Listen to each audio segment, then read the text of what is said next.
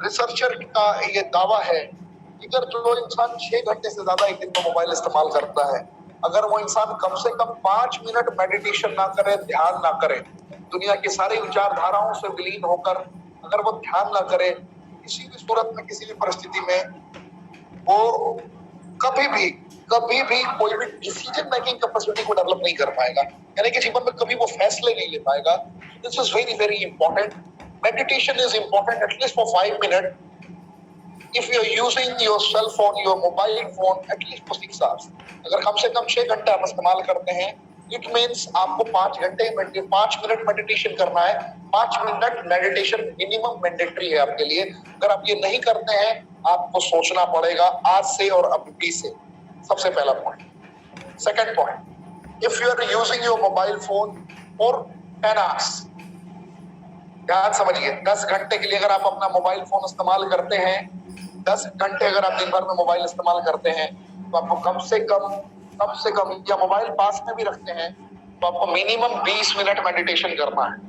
अगर आप दिन भर में अपना मोबाइल फोन अपने पास में 15 घंटे से ज्यादा रखते हैं, तो आपको आपके पास कम से कम आधे घंटा आपको मेडिटेशन करना है, ध्यान करना है।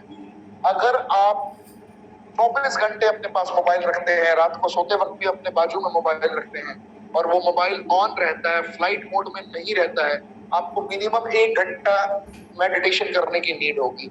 अगर आप ये नहीं करते हैं तो आपकी सोचने और समझने की और क्रिएटिव जो बुद्धि है वो कभी भी कनेक्ट नहीं हो पाएगी, वो वही नष्ट हो जाया करेगी और आप कनेक्ट नहीं कर पाएंगे।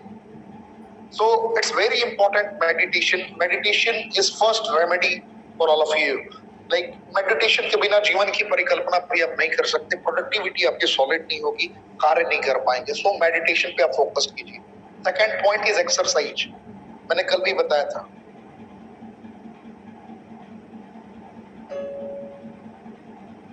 क्या मेरी आवाज आप लोग सुन पा रहे हैं?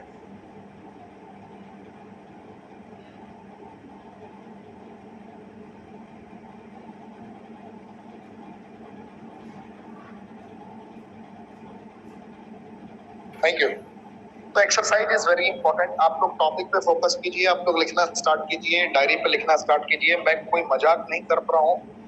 इतनी लंबी ट्रेनिंग को अंजाम तक पहुंचाने के बाद मैं तुरंत ट्रेनिंग लेने बैठा हूँ, इसका मतलब आप समझ रहे हैं? मैं अपना 100% वहां देकर आया हूँ और यहाँ भी अपना 100% दे रहा हूँ। इसका मतलब आपको एक एक पॉइंट लिखना है। We are not time wasters, we are using our time, we are thinking to do something different with each other. तो थोड़ा कनेक्ट कीजिए, एहसास कीजिए। Mister Ramana, hello hello, how is your feeling? Feeling good.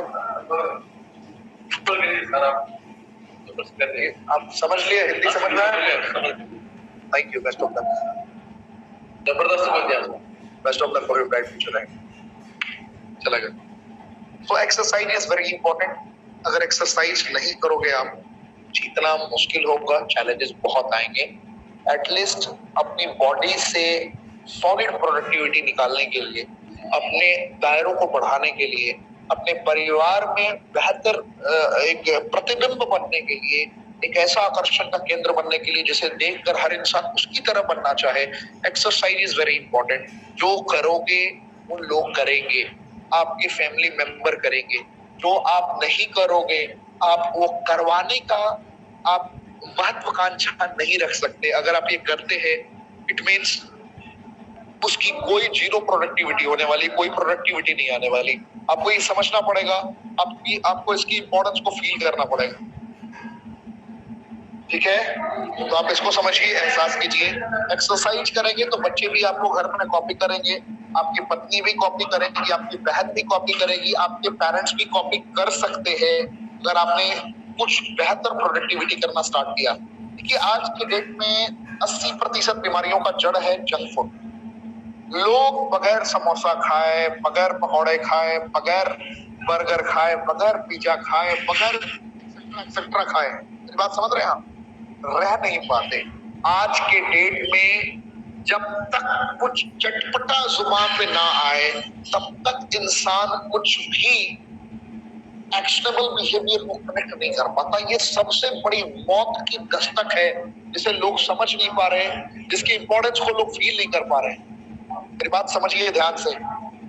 मैं कहता हूं आपको कि जो जिंदगी में सबसे ज्यादा प्रिय होता है, जो बहुत टेस्टी, बहुत डिलीशियस लगता है, बहुत स्वादिष्ट लगता है, आपको मैं दावे के साथ कह सकता हूं कि जो बहुत अति स्वादिष्ट होता है वो अति प्राणघातक होता है, लीथल होता है। मेरी बात थोड़ी अजीबोगरीब जरूर है, लेकिन मैं सत्य बयां कर रहा हूं। जो अप्राकृतिक तत्व जिसे परमात्मा ने नहीं बनाया है, मानव निर्मित कोई भी जंक फूड कुछ भी हो, अगर आप उसका सेवन करते हैं ऑन रेगुलर बेसिस, ध्यान रखिए, that is very very dangerous for you, for your family. So try to understand the basic terminology of the life. Avoid junk food at any cost. अगर उसे आप हटा दोगे, अगर आप उसे छोड़ दोगे, आप जीवन में वो प्राप्त कर सकते हो जिसकी आपने कभी भी परिकल्पना नहीं की होगी। आज संकल्प लेने का दिन है। यस सर, मैं कभी भी जंक फूड नहीं खाऊंगा, कभी भी। यानी कि आप खुद को, खुद के मनस्थिति के साथ खेलना स्टार्ट करो। महीने का टारगेट दो, 2 महीने का टारगेट दो। हाँ, अगर कुछ भी खाने की लत है, कुछ बेहतर खाना चाहते हो तो 2 महीने का टारगेट दो। फिर 2 महीने बाद उसको फिर से बेवकूफ बनाओ दिमाग को, फिर 2 महीने का टारगेट दो। आदत बन जाएगी कुछ हेल्दी खाने की, फिर आपको सोचना नहीं पड़ेगा। तो अवॉइड जंक फूड। 80% बीमारियां सिर्फ जंक फूड से हो रही हैं, आप इसे अंडरएस्टिमेट नहीं कर सकते। ठीक है। Next, sound sleep. आज की डेट में सोते कहाँ हैं लोग? मैं जब रात को कभी मैं कुछ वर्कआउट कर रहा होता हूँ या पीपीटी बना रहा हूँ, कोई भी वर्कआउट कर रहा हूँ, मैं हैरान हो जाता हूँ उस वक्त देखकर कि लगभग 1000, 2000, 2500 फेसबुक पे लोग लाइव हैं। हरी बत्ती मुझे जलती हुई दिखाई देती है और मैं उस वक्त शॉक्ड होता हूँ कि हे भगवान, करो कल्याण। इन महापुरुषों को कौन सद्बुद्धि दे, इन महापुरुषों को कौन सिखाए। तो आपको ये बात ध्यान रखना है। देखिए, रेनेट्स में आगे बढ़ने का ये बहुत बड़ा सिद्धांत है, इसको आपको समझना है, इसकी आपको गरिमा को बरकरार रखना है, इज्जत करना है। एंड नेक्स्ट पॉइंट कहता है ग्रेटिट्यूड। जिसने भी जीवन में कुछ भी आपके लिए किया है, कुछ भी बेहतर किया है, कुछ भी प्रोडक्टिव किया है, आप उसके प्रति अपना आभार प्रकट करना कभी मत। अगर आप उसके प्रति अपना आभार प्रकट करोगे तो जीवन में कभी भी कोई चैलेंजेस नहीं आएंगे, कभी भी कोई चुनौतियों का सामना नहीं करना पड़ेगा और जिंदगी सपनों से हसीन होती जाएगी।